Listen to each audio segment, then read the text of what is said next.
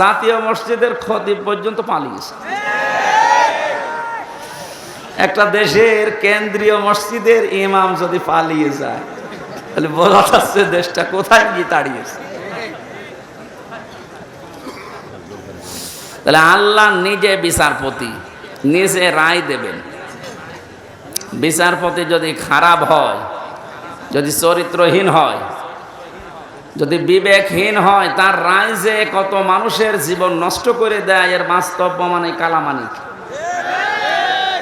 আল্লাহ এমন ধরা ধরেছে বিসি পর্যন্ত নেই। আমার মনে হয় পৃথিবীর ইতিহাস তৈরি করে দিয়ে গেল এই লোকটা। ক্ষমতা যখন পেয়েছিল এবং দালালি যখন করত, মনে হতো যে কি না কি হয়ে গেছে। আর এক একটা কথা সবগুলো ইসলামের বিরুদ্ধে, আলেম ওলামাদের বিরুদ্ধে। আল্লাহ এমন ধরা ধরেছিলেন, পৃথিবীর ইতিহাসে আমি এত অপমান কাউকে হতে দেখিনি। কলার পাতা শুয়েও পার পায়নি। শেষে বেশিটা গেল উড়ি, এখন আপনি টের পান। ওর অবস্থা ভালো না। আজকে দেখলাম মনে হয় আজরাইল দেখা করেছে, মনে হয় বিদায় নেবে। এটা তো গেল দুনিয়ার শাস্তি। আল্লাহ বলেন জালেমদের বিরুদ্ধে যেহেতু আমি নিজে মামলা দায়ের করবো, ওটা যে কি করবো, আমি কি রায় দেব কেউ জানে না। ওয়ালা তাহসাবান্নাল্লাহা গাফিলান আম্মা ইয়ামালু যালিমুন। হে নবী, আপনি কি মনে করেন যে জালেমদের সম্পর্কে আমি কোনো খোঁজ রাখি না? সবচাইতে বেশি খোঁজ রাখি জালেমদের বিষয়ে। ওদেরকে শুধু ছাড় দিয়েছি। ইন্নামা নুমলি লাহুম লিয়াজদাদু ইসমা। আমি আল্লাহ ওদেরকে ওদের পাপের পরিপূর্ণ করার জন্য ছাড় দেয়, যে নাই যত বাড়বে বাড়, তোর পাপ যেন একেবারে পূর্ণতা পায়। বাস্তবতা আমরা এটাই দেখলাম, অনেকের পাপ একেবারে পরিপূর্ণ হয়ে গেছে। হাজারো মানুষের জীবন নষ্ট করার কারণে আল্লাহর আরশ পর্যন্ত কেঁপে গেছে। আল্লাহুম আযাবুম মুহিন। আল্লাহ তাআলা বলেন ওদের জন্য আমি অপমানজনক শাস্তির ব্যবস্থা করে রেখেছি। বলেন নাউযুবিল্লাহ। এই জন্য যারা জালেম, আপনার দুনিয়া শেষ, আপনার আখিরাতও শেষ। আপনি আরো ভয়ঙ্কর বিপদের দিকে যাচ্ছেন। এই জন্য আমার আহ্বান থাকবে, জালেম যারা তারা এখন থামবে।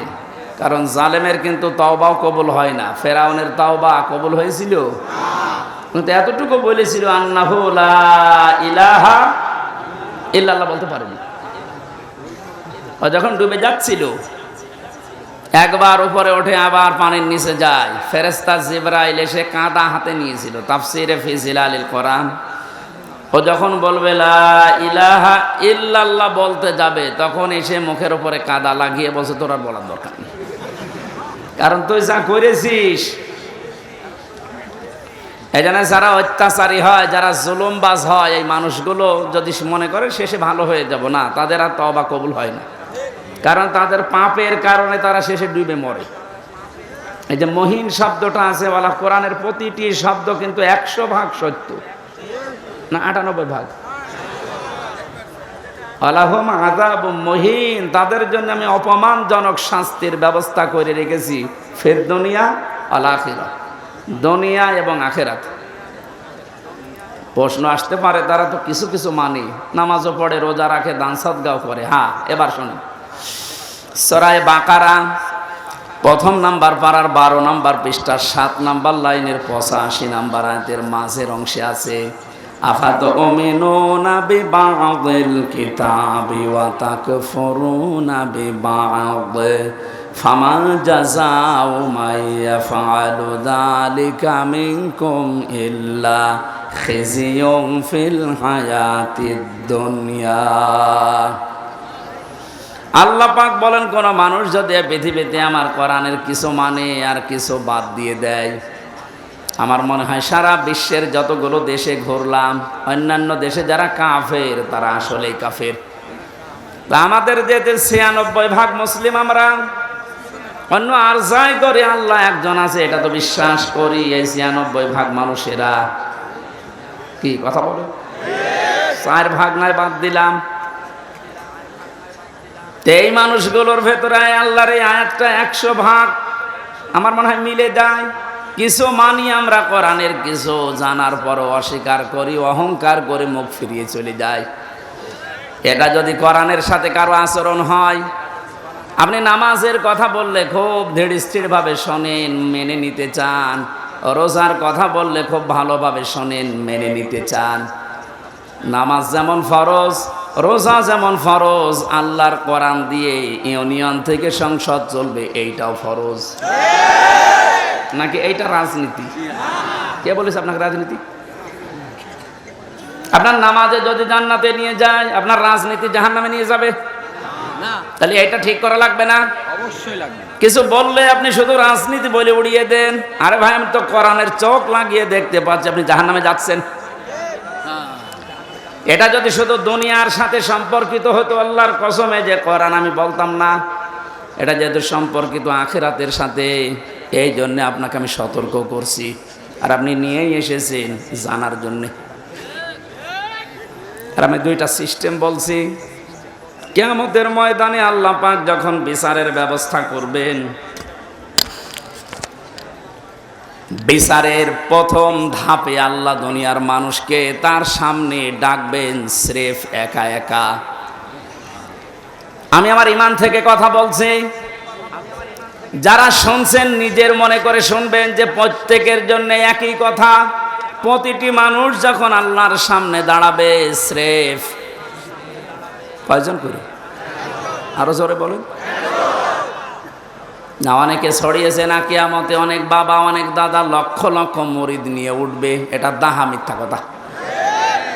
সূরা মারিয়াম 16 নম্বর পারা 10 নম্বর পৃষ্ঠার 15 নম্বর লাইনের 95 নম্বর আয়াত। এটা শেষ নাম্বার রুকুতে আছে। এটা আছে ইবনে কাসিরের ভেতরে। নাকি আরো দলিল দেওয়া লাগবে? হ্যাঁ, কি আরো দলিল দেবো নাকি? আর তো দলিল নেই। কোরআনের ওপরে আর দলিল আছে? আল্লাহ পাক বলেন প্রতিটি মানুষকে আমি আল্লাহ কিয়ামতে আমার সামনে বিচারের জন্য ডাক দেব প্রথম ধাপে একা একা। কয়জন করি? কেউ থাকবে না আপনার সাথে। একটু নিজের দিকে মিলান তো এই বাস্তবতাটা। আপনি নিজে দাঁড়িয়ে আছেন আল্লাহর সামনে। আল্লাহ এবার জিজ্ঞাসা করবে, হামজা 2024 সালের আগস্ট মাসের 31 তারিখ পর্যন্ত তোরে মাফ করে দিলাম, যা। শুধু সেপ্টেম্বরের 1 থেকে 6 তারিখ, এই 6 দিনের হিসাব দিয়ে তুই জান্নাতে চলে যা। ফরিদপুরবাসী, আমার যতটুকু বাস্তবতা আমি যা দেখতে পাচ্ছি, আমার যা ঈমান আমল আছে, আমার তো এই 6 দিনের হিসাব এখনো জোগাড় করা সম্ভব না। আপনারা পারবেন না?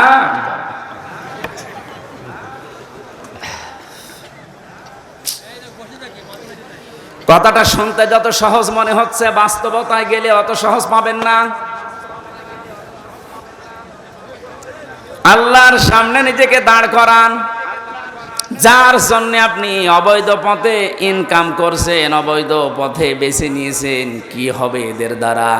কোরআনে কারীম সতর্ক করছে, লান তানফাকুম আরহামুকুম ওয়ালা আওলাদুকুম ইয়াউমাল কিয়ামাহ ইয়াফসিলু বাইনাকুম ইন্নাল্লাহা আল্লাহু বিমা তা'মালুনা বাসীর। সূরা মুমতাহিনার 2 নম্বর আয়াতে আছে লান তানফাকুম, এটা 3 নম্বর আয়াত। মজারের আগে যদি লান আসে অর্থ হয় কখনো সম্ভব না।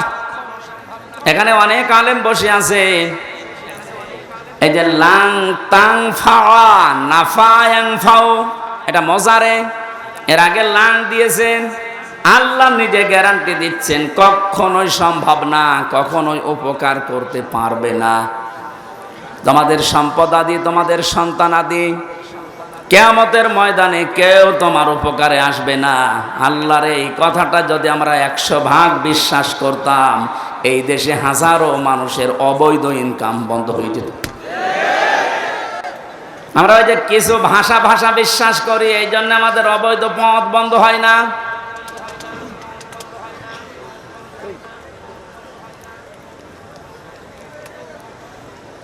অন্য যে যা করে করুক গা, অন্তত আমি তো ঠিক থাকতে পারি। জীবন চলে গেলেও কার জন্য কি করব? আমার সন্তানের জন্য, স্ত্রীর জন্য। এরা সব কিছু আমার থেকেই পার্থক্য করে দেবে আল্লাহ। সেঙ্গায় ফৎকার দেওয়ার সঙ্গে সঙ্গে যত রকমের সম্পর্ক ছিল আপনার দুনিয়ায়, আল্লাহ বলেন ফালা আনসাবা বাইনাহুম। নসবের বহু বছর আনসাব, কোন সম্পর্ক আর বাকি থাকবে না, সব কাট করে দেবেন। যা নিজের স্ত্রীকে দেখার পরও বলবেন কে তুমি? আমার তো দুনিয়ায় বিয়েই হয়নি, বউ পাবো কোথায়? দুনিয়ার মুসলমান ভাইরা, অন্য জাতির কথা আমি বাদ দিলাম। আমরা যেহেতু জান্নাত বিশ্বাস করি, কিয়ামতে জবাব দেওয়া লাগবে বিশ্বাস করি। আমরা ভুল করি কি করি? আমাদের সাবধান থাকা লাগবে, আমি যেন জবাবটা ঠিক করতে পারি। এখনই যদি আপনার চোখ বন্ধ হয়ে যায়, বাড়ি পর্যন্ত যেতে পারবেন না। এখান থেকে হয়তো তাড়াতাড়ি বাড়িতে নিয়ে রাতটা পার করতেও দেবে না। ধোয়ানোর পরে জানাজা দিয়ে বলবে যান কবরে দিয়ে দেন। রাতের বেলা থাকলে ওরে আবার পাহারা দেওয়া লাগবে, জিন আসতে পারে। কোথায় আসি আমরা? আপনি একটু নিজের দিকে সত্যি করে ভাবেন তো। দাঁড়িয়ে আছেন আপনি, সত্যি বলে বলেন, নিজে নিজে ভাবেন আপনি সত্যি কি পারবেন এই 50, 60, 70 বছরের হিসাব দিতে?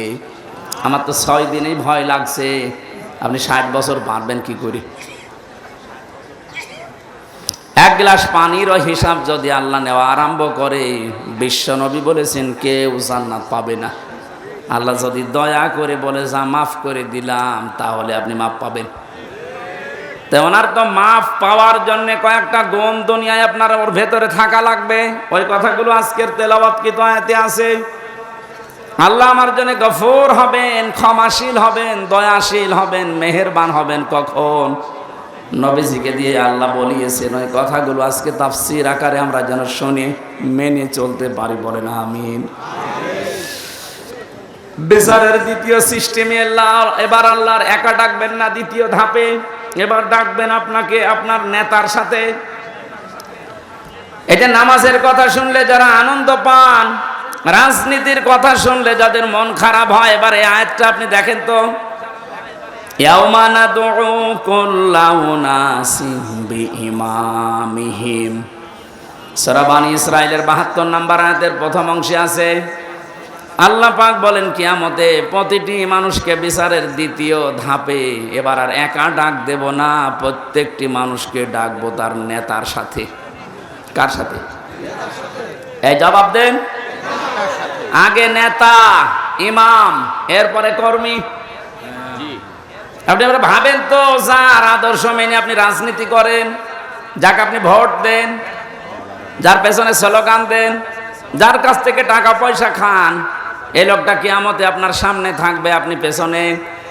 ওর যে সিহারা, ওর যে সোরাত সিরাত, আপনি নিজেও জানেন যে চরিত্র কি। আপনার চাইতে আল্লাহ ভালো জানে না? বলেন বলেন। তাহলে এই লোকটা যদি সামনে থাকে আপনার, আপনি পেছনে, ওরে দেখেই তো আল্লাহর রাগ হয়ে যাবে, আপনার পর্যন্ত যাবে। এইরকম লোকের পেছনে থেকে যদি আল্লাহ আপনাকে দেখে, কি হবে বলেন? আমার মনে হয় আপনি ধরা খাবেন। অবশ্য ঠিক।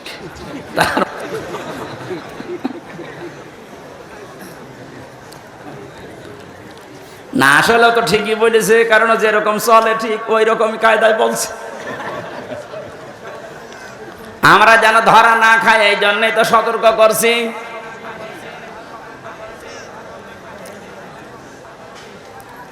কোরআনে কারীম যেন এই দুনিয়াতে কারোর জন্য একা না, সবার জন্য। কোরআনের আলেম আমরা যারা, আল্লাহর কসম আমরাও সবার জন্য।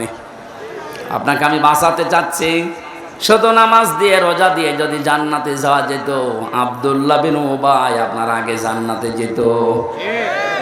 এই লোকটার পুরা জীবন আমি পড়ে দেখেছি, কোন অপরাধ আমি ওর জীবনে সেরকম মেজর পাইনি। তবে একটা বিষয়ও মানত না, ওর নামাজ ছিল নবীজির পেছনে, মসজিদে নববীতে, কাবা শরীফে। আপনি নামাজ পড়েন ম্যাক্সামি মসজিদে, একে এসেনে, আর নামাজ পড়তো মসজিদে নববীতে, কাবা শরীফে। 1 রাকাত নামাজে 1 লক্ষ রাকাত নামাজে সওয়াব হয়। ও রোজা রেখেছে, রাসূলুল্লাহর সাথে ইফতারি করেছে, নবীর সাথে, ও তাহাজ্জুদের নামাজ পড়তো।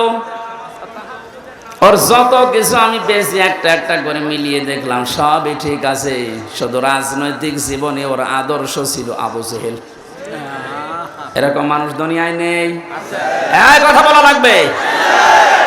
আমি নাম ধরেই বলছি, এই যে সালমান এফ রহমান, এই দরবেশ, ওর নামাজ ছিল, রোজা ছিল। কাবা শরীফের পাশে আমি যখনই গেছি দেখছি ও পাশে ওই যে বিল্ডিং দারুত তাওহীদ, ওখানে থাকতো, যেখানে 15 থেকে 20 লক্ষ টাকা লাগে থাকতে। আমরা থাকতাম তো প্রায় 2 কিলোমিটার দূরে, কারণ আমার 3.5 লাখ, আর ওর 15 থেকে 20 লাখ টাকা। এই জন্য কাবার পাশে থাকে, যেন কাবা দেখা যায়। টাকা যদি ভ্যান চালিয়ে উপায় করা লাগতো তাহলে আমার মনে হয় 5 কিলো দূরে থাকতো। টাকা তো সব জনগণের, 36,000 কোটি টাকা। আপনি জীবনে গণনা করে শেষ করতে পারবেন না। অথচ পদ্মা সেতুর মতো এত বড় বিশাল প্রকল্প মাত্র 32,000 কোটি টাকায় কমপ্লিট হয়ে গেছে। আর ওর একাই কত, আমার মনে হয় আর একটা পদ্মা সেতু বানিয়ে টাকা আরো 4,000 কোটি রেখে যেত। এই লোকটার সাথে আব্দুল্লাহ বিন উবাইর আমার মনে হচ্ছে মিল আছে। ওর নামাজ, রোজা, কাবা শরীফ দেখা, ইফতারি করা সব ঠিক আছে। রাজনৈতিক জীবনে ও লোকটা এমন মানুষকে মানে যার চরিত্র আসলে ভালো না। কি ওর নিজের চরিত্র যে ভালো না তার প্রমাণ দেখেছেন, দাড়ি কেটে নম হয়ে গেছে।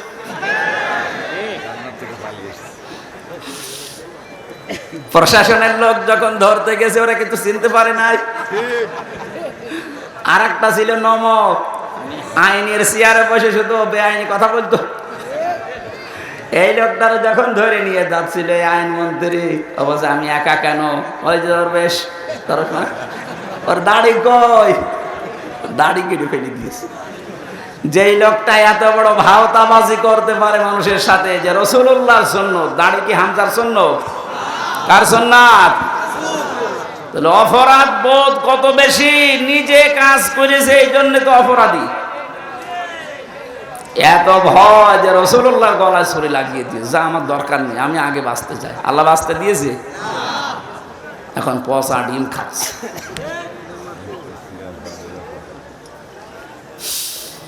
ফরিদপুরবাসী, যেহেতু আপনি বুঝেই ফেলেছেন কিয়ামতের ময়দানে দ্বিতীয় ধাপে আপনাকে আল্লাহ আপনার নেতার সাথে ডাকবে, সুতরাং এমন মানুষের পেছনে থাকা লাগবে যাকে দেখলে আল্লাহ রসুলের কথা মনে হয় এবং যার কর্ম এবং বাস্তবতা রাসূলুল্লাহর সাথে মিলে যায়।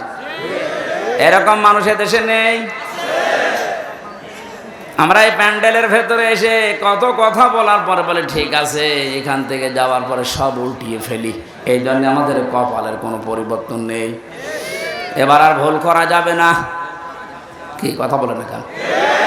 এবারও যদি ভুল করেন আবার পেঁচিয়ে যাবেন। আশা করছি আপনার বিবেক কাজে লাগবে। এখানে কোরআনে কারিমের নামাজের কথা বললে আপনি ভালোভাবে মেনে নিয়েছেন, রোজার কথা বললে মেনে নিয়েছেন, অন্যায় যেখানে প্রতিবাদ সেখানে, এটার আরবি নাম জিহাদ। জিহাদের কথা বললে আপনি জঙ্গি মনে করেন, জিহাদের কথা বললে রাজনীতি মনে করেন। তাহলে আয়াতটার সাথে তো আপনার বাস্তবতা মিলছে যে কিছু মানেন আর কিছু মানেন না। এই আচরণ যদি কোরআনের সাথে কেউ করে, আল্লাহ বলেন কি হবে জানো? ফামা জাযাউ মা ইয়াফআলু যালিকা মিনকুম ইল্লা খিজিয়ুন ফিল হায়াতিদ দুনিয়া। এই লোকটার জীবন আমি লাঞ্ছনা, গঞ্জনা, অপমান, অপদস্থ এগুলো দিয়ে ভরে দেব দুনিয়ার জীবনটা, আর মরণের পরে নিয়ে যাব আসাদ্দিল আযাব, যন্ত্রণাদায়ক এবং কঠিন ভয়ঙ্কর আযাবের দিকে নিয়ে যাব। এটা কোনো কাফেরের বিপক্ষে আল্লাহ বলেছেন, আমি পাইনি। কোরআনে কাফেরের বিরুদ্ধে কথা আছে, এটা অন্য কথা। মুনাফিকের বিরুদ্ধে কথা আছে, অন্য কথা। কিন্তু মুসলমান কিছু মানে কিছু মানে না। এদের যে কি শাস্তি দুনিয়ার আখেরাতে আপনি তো দেখলেন। দুনিয়ায় আমরা কিছু মানুষকে দেখতে পাচ্ছি যে অপমানকর শাস্তি আল্লাহ ব্যবস্থা করে দিচ্ছে। আর আসাদ্দিল আযাব যেহেতু দিয়েছেন ইসমে তাফসিল, এটা সুপারলেটিভ ডিগ্রি, এর উপর আর কোনো শব্দ আরবিতে নেই। আল্লাহ বলেন এমন যন্ত্রণাদায়ক ভয়ঙ্কর কঠিন আযাবের দিকে মরণের পরে নিয়ে যাব, ওটা আমি আল্লাহ ছাড়া আর কেউ জানে না।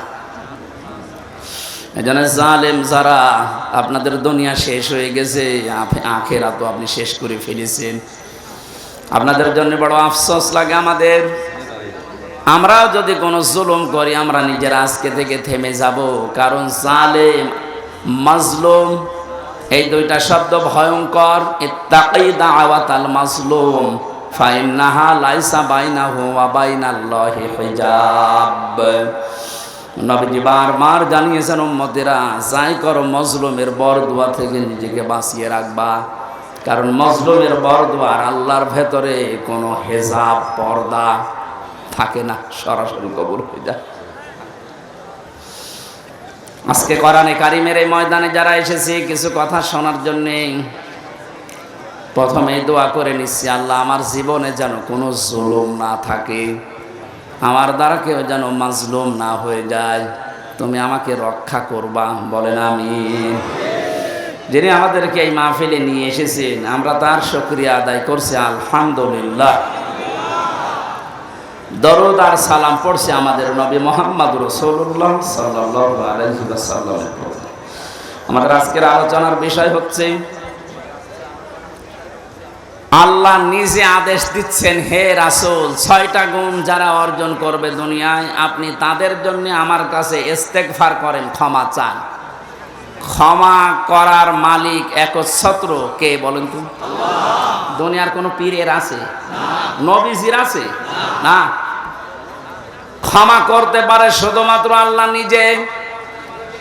ফাসাব্বিহ বিহামদি রাব্বিকা ওয়াস্তাগফির, আপনি ইস্তেগফার করেন আল্লাহর কাছে, তার তাসবিহ তাহলিল আদায়ের মাধ্যমে আপনি ইস্তেগফার করেন। ইন্নাহু কানা তাওয়াবা, কারণ তিনি তাওবা কবুলকারী, ইস্তেগফার কবুলকারী।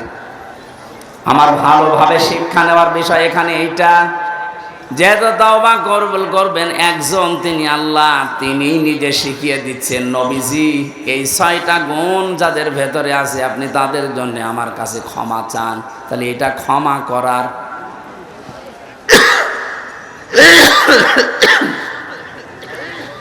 এই আয়াত থেকে বোঝা যাচ্ছে আল্লাহ এই 6টা গুণ বিশিষ্ট মানুষদেরকে ক্ষমা করবেন বলে জানিয়েছেন। আমাদের এখন বুদ্ধিমানের কাজ হবে এই 6টা গুণ দুনিয়া থেকে অর্জন করে তারপরে বিদায় নেওয়া। কথা বলেন না কেন? আসুন আমরা দেখি আমাদের ভেতরে এগুলো আছে কিনা। সূরা মুমতাহিনা 12 নম্বর একটা মাত্র আয়াত পড়েছি। মুমতাহিনা শব্দের শাব্দিক অর্থ হচ্ছে পরীক্ষিতা নারী। কি নারী? যারা পরীক্ষা দিয়ে উত্তীর্ণ হয়ে গেছে। এ পৃথিবীতে বহু নারীর জীবনী আমি পড়েছি, সর্বোত্তম জীবনী আমার কাছে 6 জনের মনে হয়েছে। এ মানুষগুলো পরীক্ষা দিয়ে উত্তীর্ণ হয়ে তারা জান্নাত অলরেডি আল্লাহ পেয়ে গেছে। তার ভেতরে 1 নম্বরে হযরতে আসিয়া। হযরতে আসিয়া আলাইহিস সালাম এত বেশি পরীক্ষা দিয়েছিলেন তার ইমানের উপরে টিকে থাকতে গিয়ে। পৃথিবীর মানুষরা যদি হিসাব করে, হিসাব মিলানো সম্ভব না। শুধুমাত্র ইমানের উপরে টিকে থাকতে গিয়ে হাতের ভেতরে তিনি পেরেক লাগিয়ে দিয়েছে তার নিজের স্বামী, পায়ের ভেতরে পেরেক লাগিয়েছে, মাথার উপরে গরম তেল ঢেলে দিচ্ছে, কপালের ভেতরে শলাকা লাগিয়েছে। এ কঠিন অবস্থায় হযরতে আসিয়া দেখলেন আল্লাহ পাক জান্নাত জিবরাইলকে দিয়ে পাঠিয়ে দিয়েছে।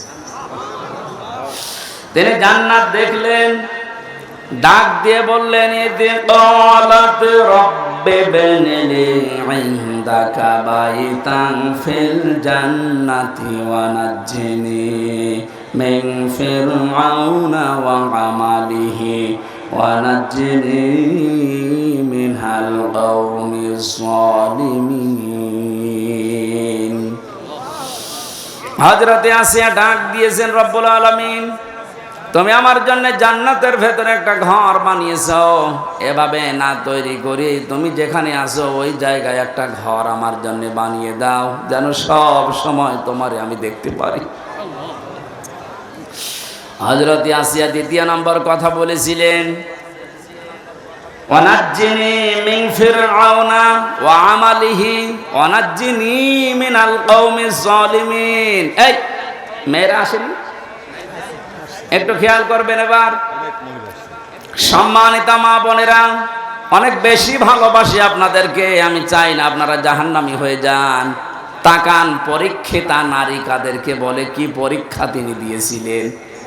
এত বড় কঠিন মুসিবত, বিপদ, এত বড় বিশাল শাস্তির ভেতরে হযরতে আসিয়া তিনি তার স্বামীর জন্য বরদোয়া দেননি। তিনি বলেছিলেন, মাবুদ তুমি যা দেখতে পাচ্ছ, আমার স্বামী লোক দিয়ে এরকম অত্যাচার করাচ্ছে এবং নিজে অত্যাচারে শামিল, তুমি আমাকে এই অত্যাচার থেকে বাঁচাও, কিন্তু আমার স্বামীর উপরে তুমি রাগ করো না। ও বাংলার মা বোনেরা, এদেশে পুরুষ নির্যাতন, নারী নির্যাতন করলেই মামলা হয়ে যায়, কিন্তু পুরুষ নির্যাতনের কোনো মামলা নেই। আমি জেলখানায় 3টা বছর থেকে অনেক কিছু দেখেছি। ওর এখানে 100 ভাগের প্রায় 60 ভাগ লোক শুধু এই দাম্পত্য কলহ জেল খাটতেছে। মেয়েদের এই ছোট মনের কারণে পেরে ওঠে না, সে প্রত্যেকে কি হুজুর বলেন আর কি খেজুর বলেন। এদের এই মানুষগুলো যদি একটু মন উদার করতো, আমার মনে হয় পরিবারে আমাদের শান্তি আরো ফিরে আসতো। বাস্তব দেখেছি যে জল্লাদটা এখন আছে, আগে তো শাহজাহান ছিল, ও মারা যাওয়ার বের হয়ে মারা গেছে, এখন নতুন একজন দায়িত্ব পেয়েছে, ইলিয়াস, চট্টগ্রামে বাড়ি। লোকটাকে একদিন বললাম, ভাই কি অবস্থা বলেন তো। আমার বলছে, হুজুর আমার এখন 35 বছর বয়সে আমি জেলখানায় এসেছি, এর 17 বছর ছিলাম আমি সৌদি আরবে, আর আমার এখন ফাঁসির আসামি আমি। আমার যদি এখন যাবজ্জীবন হয়ে জেল খাটা লাগে, কমপক্ষে 22 বছর জেলে থাকা লাগবে। 35 থেকে 17, এরপরে 22, হিসাব করে দেখেন 74 বছর হবে। কত? 74 বছর বয়সে লোকটা জেলখানা থেকে বের হবে। খুব বড় অপরাধ করে গেছে না, পুরা জীবনে আমি শুনেছি যে কি কি করতেন। সৌদি থেকে 17 বছর পরে বের হলাম, দেশে আসার পরে বিয়ে করলাম। বিয়ে করার পরে আমার বোর সাথে আমার মায়ের মিল নেই, সব জিনিস আমি চাহিদা মতো পূরণ করেছি, কিন্তু মাকে আর ছোট বোনকে কিছু দিলেই ওর মন খারাপ হয়ে যায়। দিন রাত নেই, সব সময় শুধু মনোমালিন্য, ঝগড়া। শেষ পর্যন্ত আর পারলাম না যে আমার সম্পদ আমার মাকে দেই, আমার বোনকে দেই, ওর সমস্যা কি। সংশোধন করার জন্য একটা থাপ্পড় দিয়েছিলাম, ও ছাতা গেছে মইরে, একটু জোরে, এই লাগবে না বস। মারা যাওয়ার পরে তো বউ মারা কেস, প্রথমে ফাঁসি হয়ে গেল, এরপরে যাবজ্জীবন, এখন 22 বছর থাকা লাগবে আমার, 11 বছর চলছে। আমার তো বের হতে হতে আমার বয়স হয়ে যাবে 74 বছর। কি করব আমি? আমারে বলছিল, আপনি তো ওয়াজ করেন, বাইরে যে অন্তত একটু বলেন যে আমার মতো বিপদে যেন কেউ না পড়ে, কারণ আমি খুব বড় অপরাধ করিনি, আমি তো ঠিক রাস্তায় ছিলাম, মাঝখান থেকে একটু মিস্টেক হয়ে আমার জীবনটাই নষ্ট হয়ে গেল।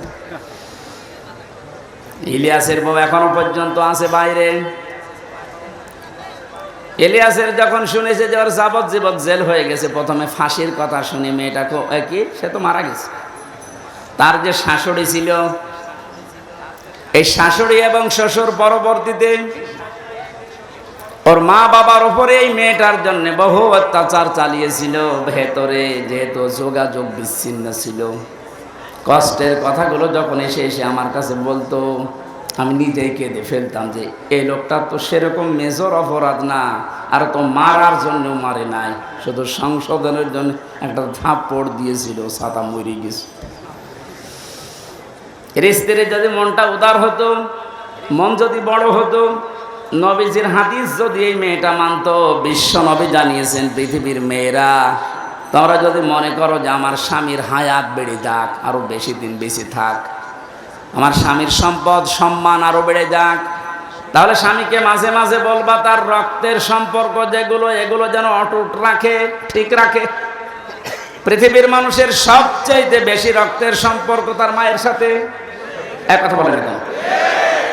এই জন্য পুত্রবধূ যারা বসে আছেন, আমার যতটুকু বাস্তবতার জ্ঞান আছে আমি দেখেছি এই দেশে আমরা যারা জামাই আছি, এটা মনে হয় রেকর্ড হয়ে কালকে আমার ম্যাডাম শুনবে, শুনুক, কপালে যা আছে হবে। আমরা জামাইরা যেভাবে আমাদের শাশুড়িকে শ্বশুরকে যেইভাবে দেখি, যেই নজরে দেখি, আর যেভাবে আচরণ করি, বউগুলো যদি তার হাফ আমার মা বাবার সাথে, আমাদের মা বাবার সাথে ওইটা করতো, এই দেশে কোনো ছেলে আলাদা হওয়া লাগতো না। একটু বেশি বলে ফেললাম নাকি?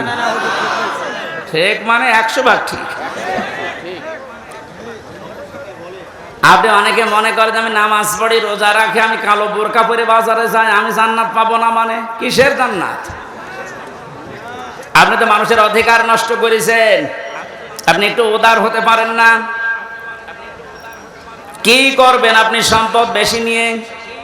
এই মেয়েটাকে খারাপ করার পেছনে ওই মেয়েটার মা আর ওর বড় বোন ওখান থেকে শুধু বুদ্ধি দেয়, এই তাড়াতাড়ি আলাদা হয়ে যা, আরামে খেতে পারবি।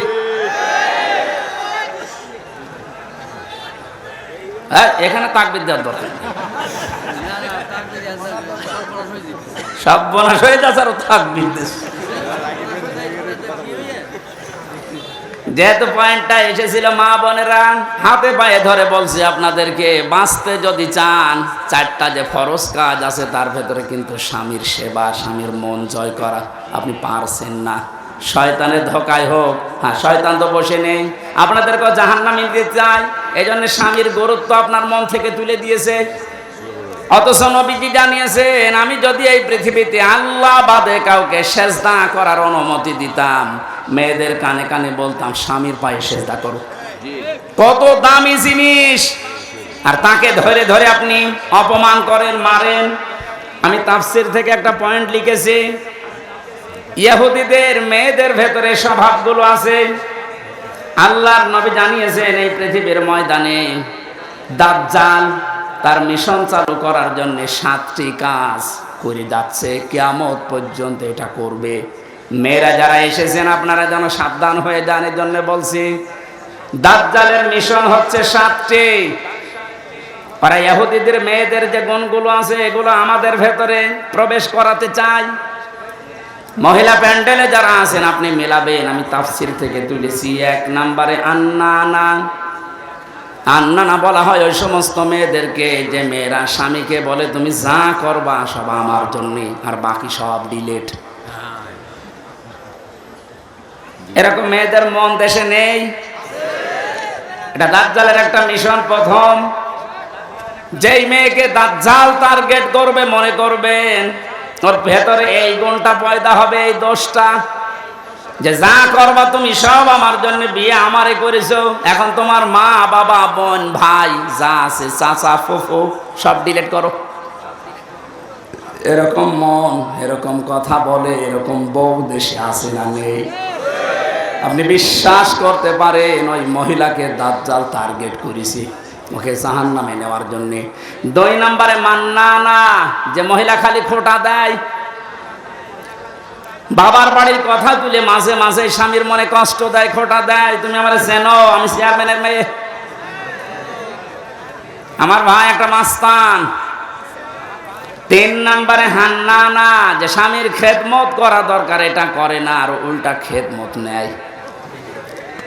যদি বলেন একটু আমি যে 8 ঘন্টা ডিউটি করে আসলাম, একটু পানি দাও, তুমি ডিউটি করেছ আমি কি বসেছিলাম, পানি নিজে ঢেলে খাওয়ার, আমার একটু ঢেলে দাও। 4 নম্বরে পেয়েছি কান্নানা, অহংকারী। হয়তো সম্পদের, রূপের অথবা বংশের। সব সময় যারা অহংকার করে চলে এই শয়তানের টার্গেটে পরিণত হয়েছে।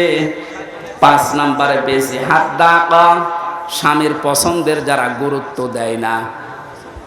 নবীজি জানিয়েছেন বাজার থেকে যদি স্বামী কিছু নিয়ে আসে, পছন্দ যদি নাও হয়, সামনাসামনি কোনো কথা বলবা না।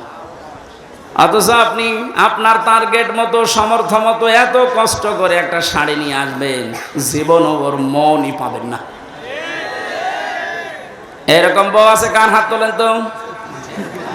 একজন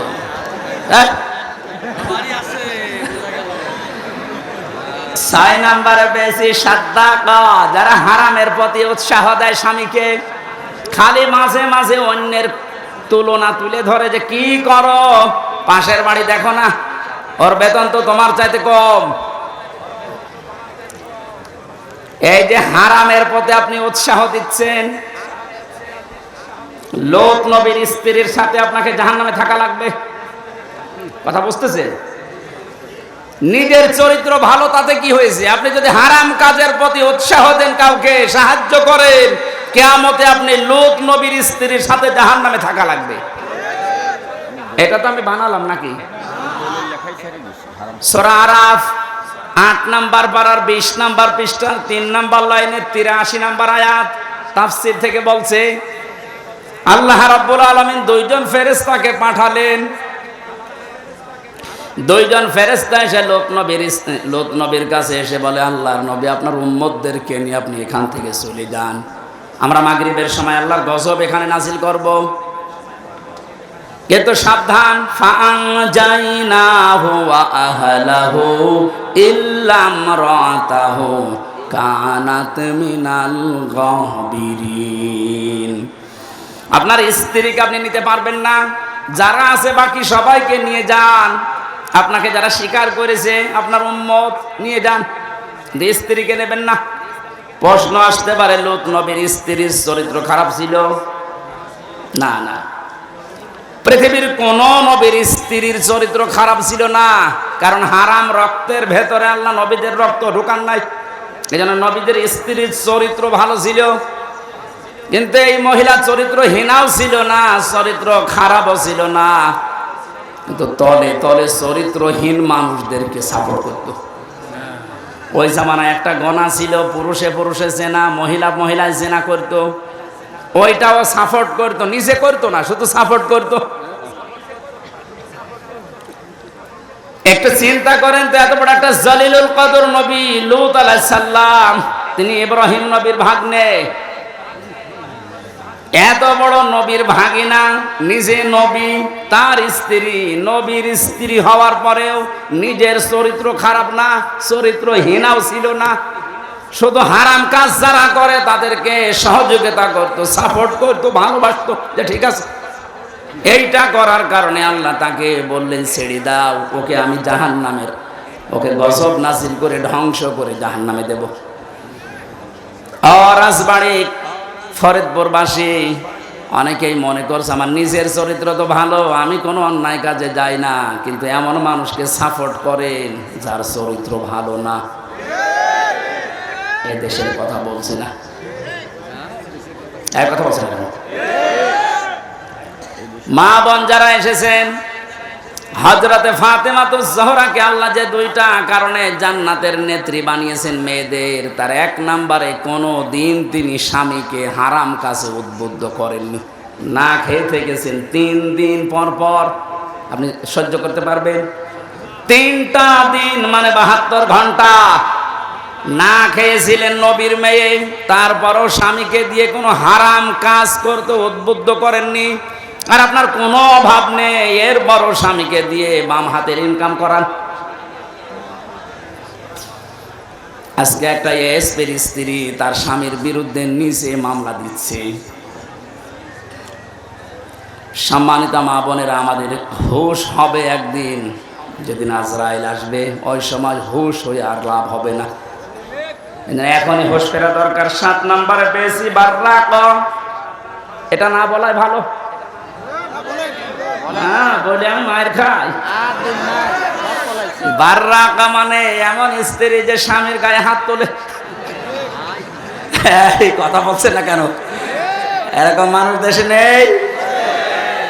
বহু পালোয়ান বাইরে বীর, ভেতরে যে ক্ষীর হয়ে যায়।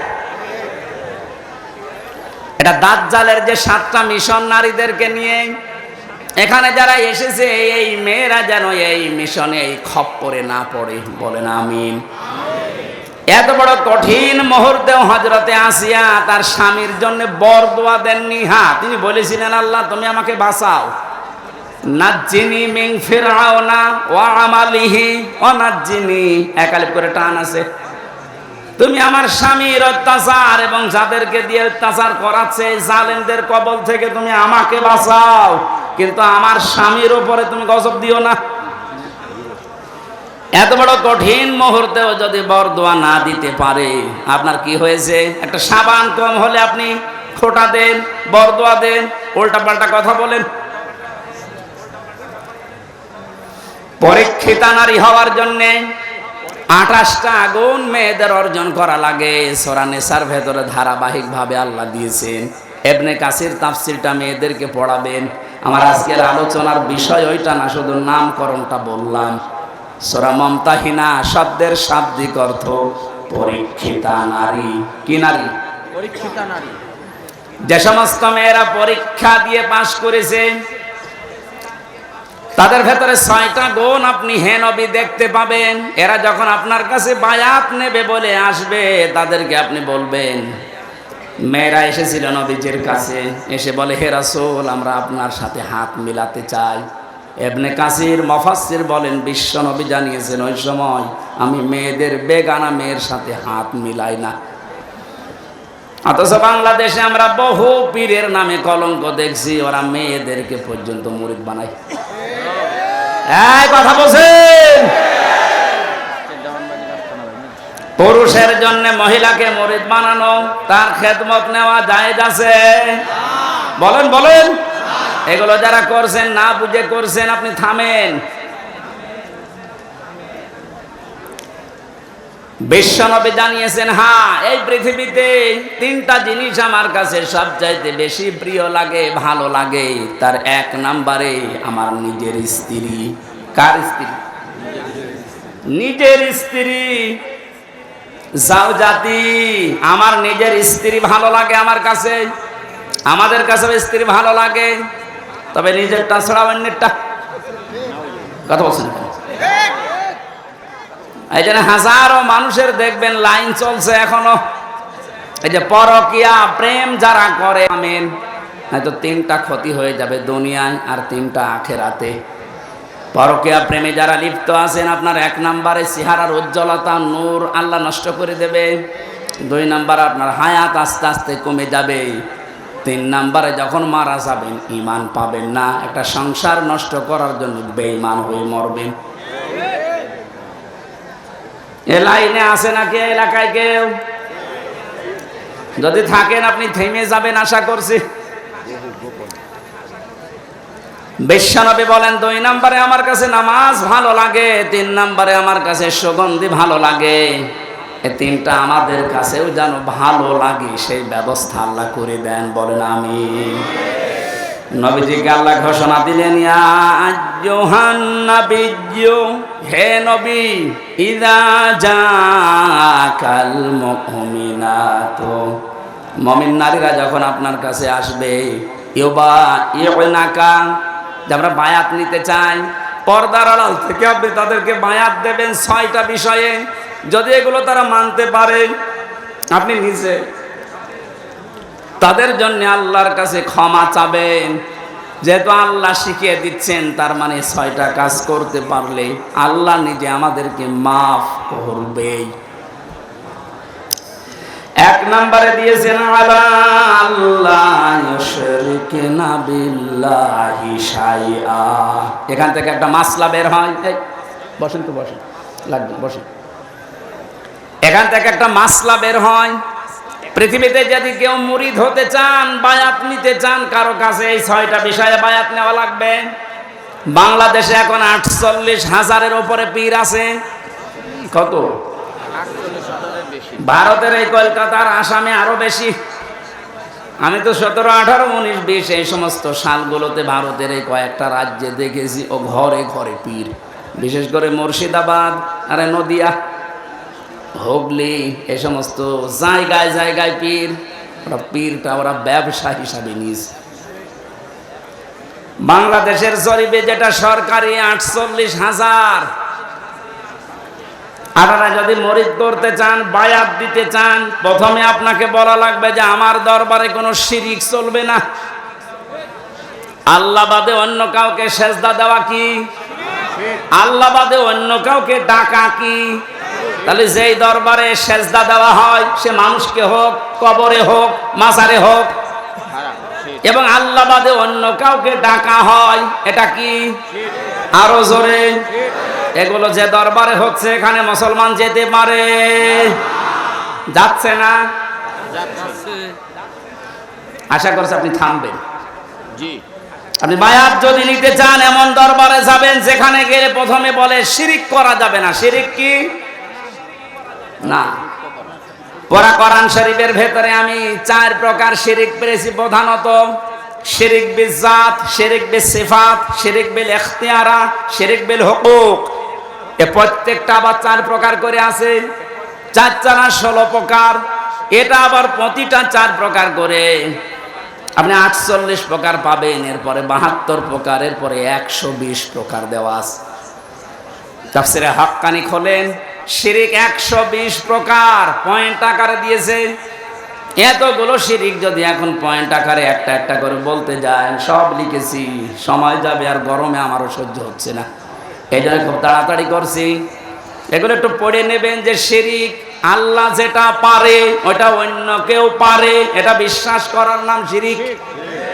এক কথা বলেন, আইন তৈরি করতে পারে শুধুমাত্র আল্লাহ, এটা অন্য কেউ পারে বিশ্বাস করে যদি কেউ কাজ করে সেও মুশরিক।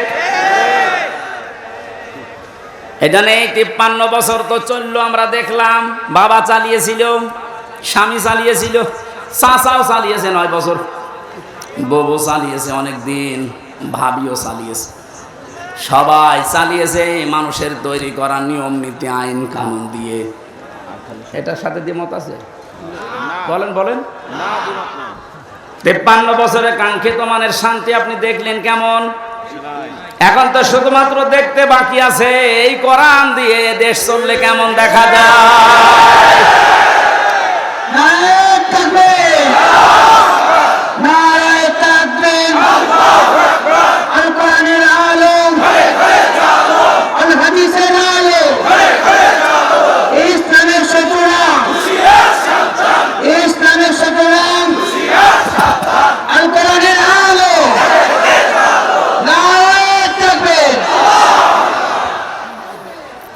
আরে ভাই, আমরা তো দেখলাম যে 53 বছরে কি পারে কি পারে না, কেমন চলে। যেহেতু এটা বাকি আছে দেখতে, এটা তো দেখা যায় না। তো দেখে তো আল্লাহর কোরআনের 500 আইন দিয়ে ইউনিয়ন থেকে শুরু করে সংসদ ভবন পর্যন্ত যদি চলে তো কেমন দেখা যায়। আল্লাহ জানিয়েছেন ওটা আমি মিনি জান্নাত বানিয়ে দেব। এটা যেহেতু চর্ম চোখে আমরা দেখে মরতে পারি, বলেন আমিন। খুব আশা আমার, খুব আকাঙ্ক্ষা লাগে আল্লাহ কোরআন দিয়ে দেশ চললে কেমন দেখা যায় পৃথিবীতে আমরা দেখিনি। সৌদি আরবে দেখেছি কিন্তু 100 ভাগ না 70 ভাগ। তাই যে শান্তি পাওয়া যায় মাঝে মাঝে ওখানে, ওটা যদি 100 ভাগ হতো, 30 ভাগ বাকি আছে এখনো। আমাদের দেশটা যদি 100 ভাগ আল্লাহর আইন দিয়ে আমরা চালাতে পারি, আপনি দেখবেন পৃথিবী কেমন শান্তি, স্বস্তি, নিরাপত্তা ফিরে আসে। আজ মেয়েদেরকে অনেকে জুজুর ভয় দেখাচ্ছে, ইসলাম যদি যায় তোমাদেরকে ঘরবন্দি করে ফেলবে। এতদিন তো জালেমরা এটা বুঝাইতো, এখন অনেক মুনাফিকরা এটা বোঝানো আরম্ভ করেছে। সম্মানিতা মা বোনেরা, আমরা গ্যারান্টি দিতে পারি কোরআন যদি সত্যিই যায় পৃথিবীতে নারীর যে মুক্তি বিশ্বনবী দেখিয়েছেন ওটা আপনি দেখতে পাবেন। এখনো দেখতে পাননি মনে করছেন, মনে হয় ইসলাম ওই রকমই, আগে প্রতিষ্ঠিত হতে দেন। সুতরাং এই জুজুর ভয় যারা দেখাচ্ছেন আপনারা জালেম একদিকে, আর একদিকে আপনারা মুনাফিক।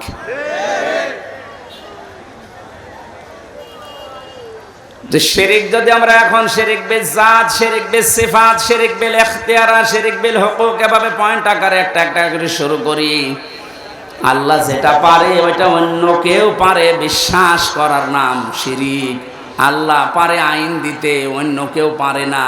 এই কাজে যারা ইনভলভ আছেন, এই কাজের সাথে যারা জড়িত আছেন, এই কাজে যারা সাহায্য সহযোগিতা করছেন, সাপোর্ট করেন, আপনি যে দল করতে পারেন আপনি মুশরিক। আপনার বায়াত হয়নি, কিসের বায়াত নিচ্ছেন আপনি? 2 নম্বরে আল্লাহ বলেন ওয়ালা ইয়াসরিকনা, হে নবী ওদেরকে বলেন যেন তারা জীবনে চুরি না করে। কি না করে? চুরি নেই দেশে? বেগম পাড়া এমনি তৈরি হয়, বাবার টাকা দিয়ে বেগম পাড়া বানাচ্ছেন, সব চুরি করা টাকা।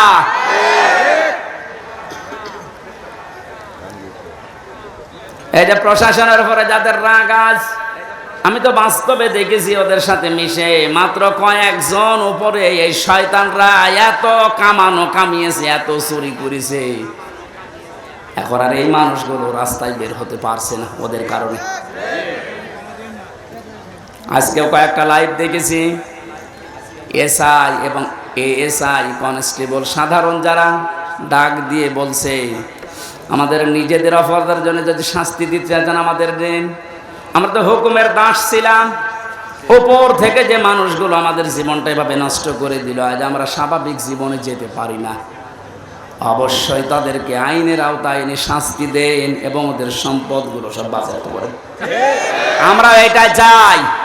বিশেষ করে এই যে মনিরুল, আমি নাম ধরে বলছি কারণ আমি ছিলাম কাউন্টার টেররিজমের এই মনিরুল, আসাদুজ্জামান, ডিসি মান্নান, হারুন তো শেষ হয়ে গেল, যেই কয়টা আছে এদের সম্পদগুলো আজ নেন, কারণ এগুলো একটা এদের বাবার সম্পদ না, সবগুলো জনগণের সম্পদ। আপনি বেতন কয় টাকা পান আমি জানি না, আমার দোলা ভাইও তো আছে, ও সংসারে চলে, আমার বাবার কাছ থেকে টাকা নেই। যশোর থানায় আছে, সেও তো এসআই, কই তার তো বেতন চা, তার 2টা ছেলে মেয়ে নিয়ে সংসার চলতে চাই না, আমার বাবার কাছ থেকে টাকা নিয়ে চলা লাগে। তোমার বেতন নাই, তার চাইতে ডবল হইল না, হচ্ছে না। যে মানুষগুলো আছে সাধারণ মানুষকে উল্টাপাল্টা ধারণা না করে, ওপরে যাদের নির্দেশে এগুলো হয়েছে বা হচ্ছে, বিশেষ করে এই চুরিদারি, এই অবৈধভাবে ইনকাম করা, এদের এই টাকাগুলো সব এখন রাষ্ট্রের কোষাগারে জমা নেই। যদি না দেয় ওদের বউ ছেলে মেয়ে যেগুলো হারাম খেয়ে খেয়ে মানুষ হয়েছে, ওগুলো রাষ্ট্রের কাজে লাগান, দরকার ওদেরকে বিক্রি করে টাকা নেই।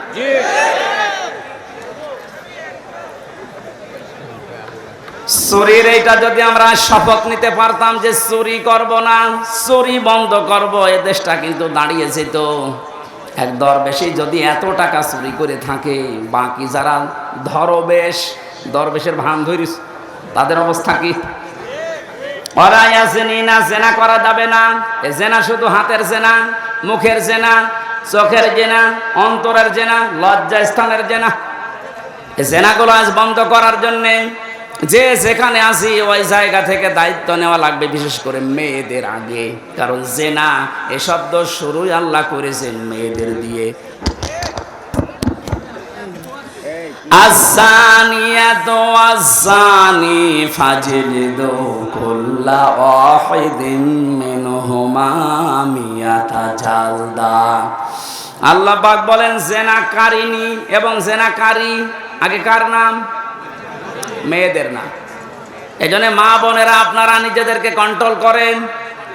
এই মোবাইলটা, এই ফেসবুক এবং কম্পিউটার, এই সমস্ত জিনিস দিয়ে আজ মানুষ জেনার লাইনে এগিয়ে যাচ্ছে।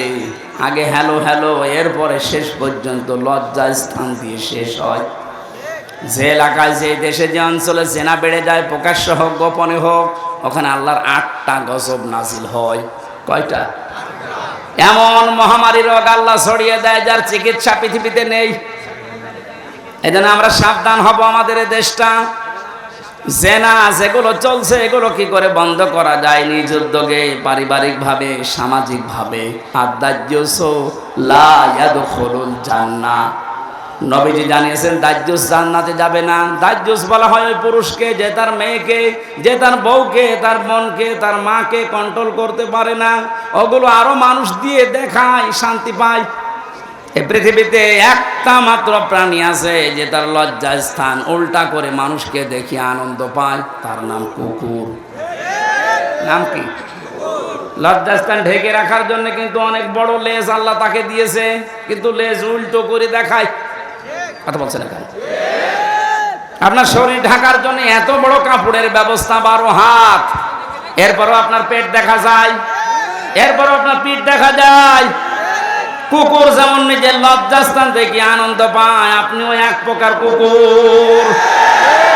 এর চাইতে নিকৃষ্ট ভাষা আর বলতে পারলাম না।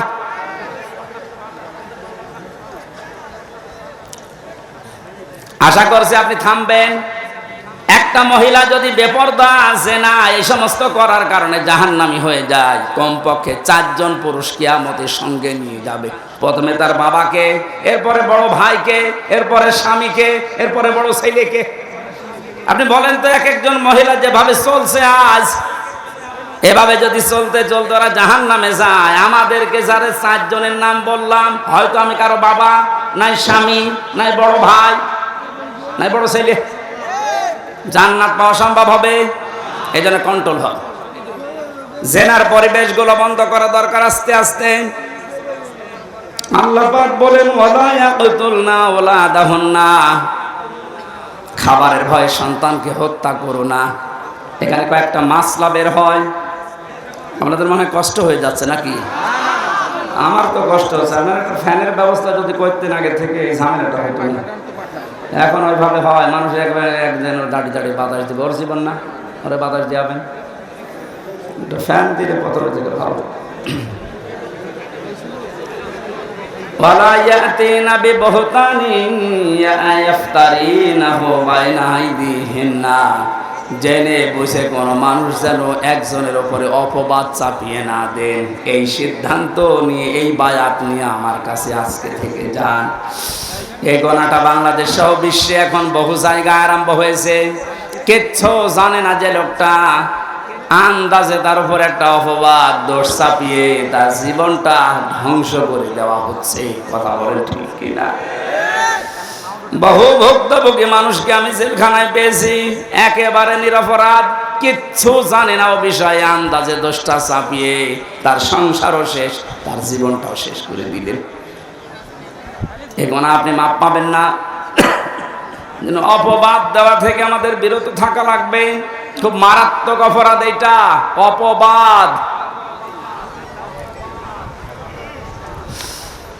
6 নম্বরে আল্লাহ বলেন ওয়ালা ইয়াসিনাকা ফি মা'রুফিন ফাবাইহুন্না, কোন ভালো কাজ যদি আপনি আরম্ভ করেন, সেই কাজের বিরোধিতা যেন আপনার সাথে না করে।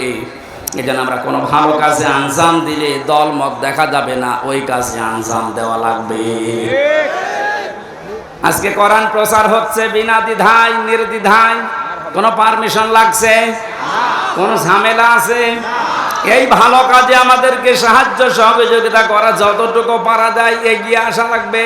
এই 6টা কাজ যদি কারো ভেতরে পরিপূর্ণ এসে যায়, আল্লাহ পাক বলেন নবী ফাবাইহুন্না, এই 6টা গুণ যারা অর্জন করে তাদের বায়াত আপনি গ্রহণ করেন। আর আমি আল্লাহর কাছে তাদের জন্য বলেন আস্তাগফির লাহুন্না, আল্লাহ তুমি এদেরকে মাফ করে দাও। ইন্নাল্লাহা গফুরুর রহিম, অবশ্যই আমি আল্লাহ ক্ষমাশীল দয়াবান। জোরে বলেন সুবহানাল্লাহ। এই 6টা গুণ আমি সহ যারা এসেছি আমাদের বাস্তব জীবনে আল্লাহ যেন মেনে চলার তৌফিক দেন। পারিবারিক জীবন নিয়ে যে কথাগুলো বলছিলাম, ওগুলো আমি বই আকারে জেলের ভেতরে লিখেছিলাম, যে পারিবারিক জীবনে দাম্পত্য কলহ এবং এর সমাধান করার জন্যে যে 77টা বিষয় লাগে, যেগুলো যে ড্রাইভারের কাছে আছে, আপনার মেয়ের জন্যে, বউয়ের জন্যে, ফুফুর জন্যে, বোনের জন্যে, মায়ের জন্যে নিয়ে যাবেন, ওদেরকে পড়াবেন, পারিবারিক জীবনে শান্তি ফিরে আসবে ইনশাআল্লাহ। কারণ হাজারো মানুষ এই পারিবারিক জীবনে আজ জেল খাটতেছে। আল্লাহ আমাদেরকে এই 6টা গুণে গুণান্বিত হওয়ার তৌফিক দান করুন, আল্লাহুম্মা আমিন। লা ইলাহা ইল্লা আনতা সুবহানাকা ইন্নী কুনতু মিনাজ জালিমিন। আল্লাহ তাআলা প্রচন্ড এই গরমের ভেতরে চাতক পাখির মতো তোমার বান্দারা কোরআনে কারিমের কথাগুলো শুনছিল। যতগুলোই শুনেছি আল্লাহ আমাদের জীবনে আমল করার তৌফিক দাও। আমার শরীর মারাত্মক অসুস্থ, আমি নিজে টের পাচ্ছি। কথা বললে কণ্ঠে আমার ব্যথা করে। 3টা বছর জেলখানায় কি খেয়েছি না খেয়েছি আল্লাহ তুমি দেখেছো। আমার এখনো পর্যন্ত শরীর স্বাভাবিক হচ্ছে না। বহু ডাক্তার দেখিয়েছি। আল্লাহ রোগ দেওয়ার মালিকও তুমি, শেফা দেওয়ার মালিকও তুমি। মেহেরবানি করে তুমি আমাকে শেফায়ে কামেলা আজেরা দিয়ে দাও। এ মাহফিলের আয়োজন করতে গিয়ে তোমার যে বান্দারা আশ্রম দিল আল্লাহ, এ মানুষগুলোকে যে মা পেটে নিয়েছে, মায়ের পেট তুমি খাদিজার মতো বানিয়ে দাও। এ মাহফিলের সম্মানিত সভাপতি এবং পরিচালক সহ যত সম্মানিত অতিথি এসেছে, বিশেষ করে আমাদের অভিভাবক, থানার অফিসার ইনচার্জ, ওসি সাহেব সহ যত পুলিশ সদস্য ভাইরা এসেছে, তাদের আজকের এই দায়িত্বটা তুমি ইবাদত হিসাবে কবুল করে নাও। নিজের স্ত্রী পুত্র সন্তানাদি বাবা মা ছেড়ে যারা দেশ এবং দেশের দায়িত্ব